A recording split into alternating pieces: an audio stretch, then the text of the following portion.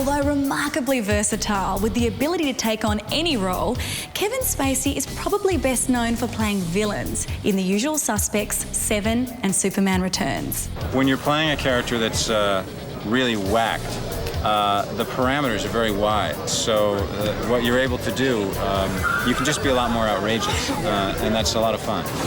After studying acting, Kevin first grabbed Hollywood's attention playing a sinister office manager in Glengarry Glen Ross, holding his own against Al Pacino, Alec Baldwin and Jack Lemmon. But it was his Oscar-winning performance as the mysterious verbal Kint in The Usual Suspects that proved he was a star on the rise. He continued to impress audiences in LA Confidential and Seven and scored his second Oscar for American Beauty, a script he admits he was hooked on after reading the first page. Very often I can tell if the writing is so pedantic, badly structured, obvious. Usually those scripts go flying across the room in a kind of fantastic frisbee, like whoom, and hit the wall. And it's actually a dent in my living room where the scripts have gone hitting. Right. But this was one where I couldn't figure out where it was going. I mean, I liked what it was doing, but I couldn't figure out where it was going. And when it finally got to its denouement and its conclusion, I thought it was one of the most extraordinary pieces I'd ever read. Hilarious, moving, devastating. In American Beauty, Spacey plays a middle-aged man with a seemingly perfect and happy life who is actually on the brink of a meltdown.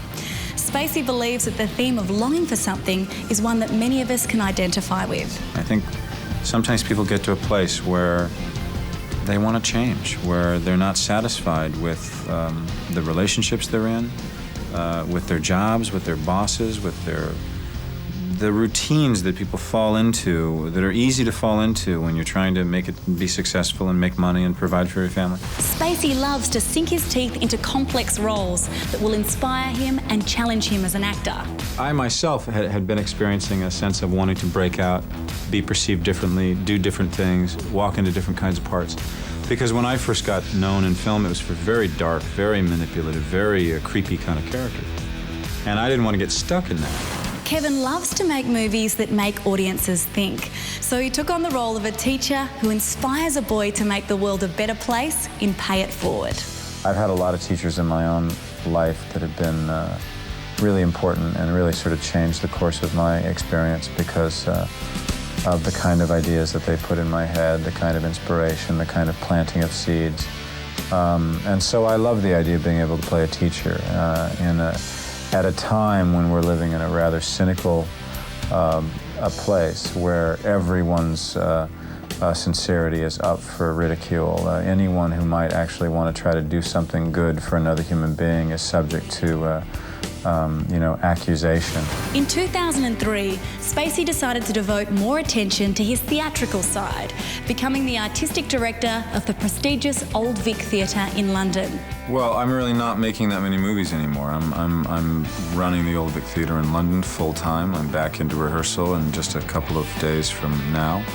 And that's the focus of my career for the next 8 years, is running the Old Vic. Kevin Spacey is a remarkable actor. His chameleon-like ability to become the characters he plays has made him one of Hollywood's most respected, versatile and iconic stars. Stay tuned to Star Picks for all of the movies you know and the actors you love. Broadcast in glorious high definition with 5.1 surround sound where available.